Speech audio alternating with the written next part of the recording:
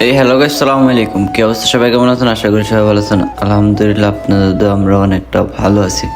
তো আজকে হচ্ছে আমাদের এখানে চাঁদ রাত।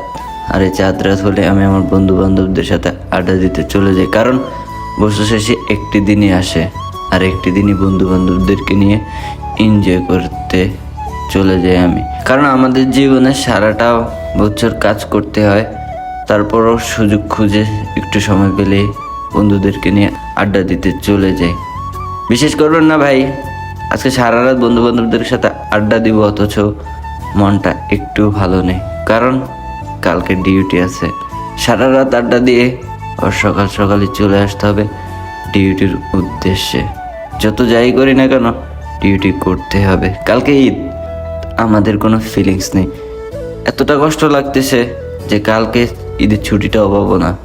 বিশ্বাস করেন, এই জীবনের ফার্স্ট টাইম ঈদের সময় ডিউটি করতে হচ্ছে।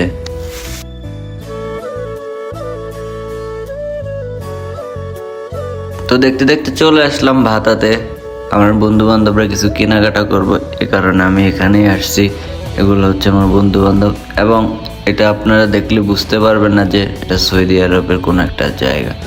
এই জায়গাটা এত এত বাঙালি যা বলার বাহিরে, একদম বাংলাদেশ গুলিস্তানের মতন। এই পুলিশের গাড়িটা না দেখলে বুঝতে পারতেন না। গুলিস্তানে যেরকম থাকে ঠিক তেরকমই ভাতা মার্কেটে আজকের অবস্থা। আজকে চাঁদ রাত পুরো বাংলাদেশের মতন। এখানে না আসলে বুঝতামই না কালকে ঈদ, কারণ এই প্রবাসে ঈদের ফিলিংসটা কখনোই পাওয়া যায় না। আমি জানি না আমার বয়সটা কেমন হচ্ছে, কারণ আমি সারাটা রাত জেগে এখন আবার ডিউটি করতে চলে আসছি। আর ডিউটি করতে এসেই বয়সটা দিতেছি, কারণ আজকে যেহেতু ভিডিওটা আপলোড দেওয়া দরকার। আমরা চলে আসলাম আমার বন্ধু বান্ধবদের বাসায়।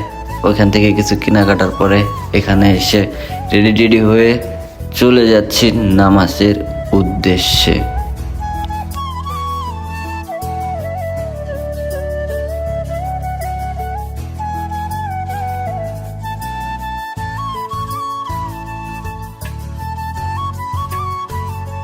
এত এত মুসল্লি যে হারার মধ্যে বলে বোঝানোর ভাষা নেই। যারা সৌদি আরবে আছে তারাই জানে হারা কি পরিমাণে বাঙালি আছে। মসজিদ এখান থেকে আরও না হলো 5 মিনিট লাগে হাইটা যেতে। এত দূরত্বতে এত মানুষ, যা বলে বোঝানোর মতো না। তো শেষমেশ নামাজ করে আমরা সবাই মিলে এখানে দাঁড়িয়ে ফটোশ্যুট করতেছিলাম, আর সবাই সবার সাথে মোলাকাত করবো। দেন এখান থেকে আমরা বের হয়েছি অন্য একটা জায়গায়, একটু ফটোশ্যুট করে তারপরে রুমে চলে যেয়ে একটু রেস্ট নিয়েই আবার ডিউটি করতে চলে যেতে হবে।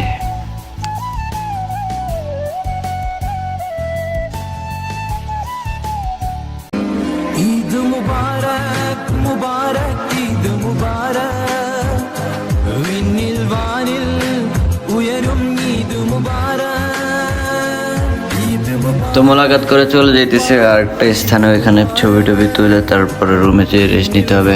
আর এখানে পাকিস্তানিদের ভিডিও নিয়ে নেই, কারণ জানি না ওরা কি মনে করে। আমরা বন্ধুরাই খুব কাছের, ওরাই মোলাকাত ওই ভিডিওগুলাই করছি, দেন ওইগুলাই আপনাদেরকে উপহার দিছি। কারণ ওদের ওইখানে আমি বেড়াইতে গেছি, তো ওই রকম সম্মানটা রেখেই চলতে হবে। দেন এই কারণে ওদের ভিডিও করি না, কারণ ওরা কি মনে করে ফেলে জানি না। দেন এই কারণে ওদেরকে ভিডিওতে রাখিনি।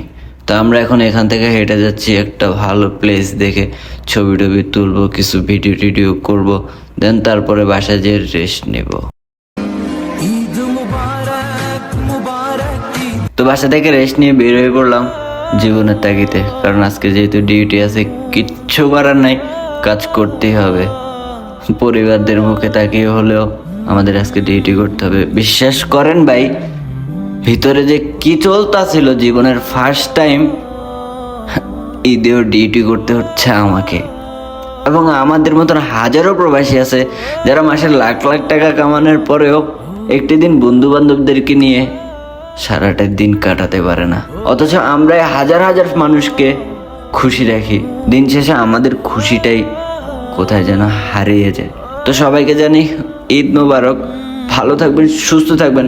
ভিডিওটি এ পর্যন্ত। যদি ভিডিওটি ভালো লেগে থাকে অবশ্যই লাইক কমেন্ট শেয়ার করতে ভুলবেন না। আল্লাহ হাফেজ।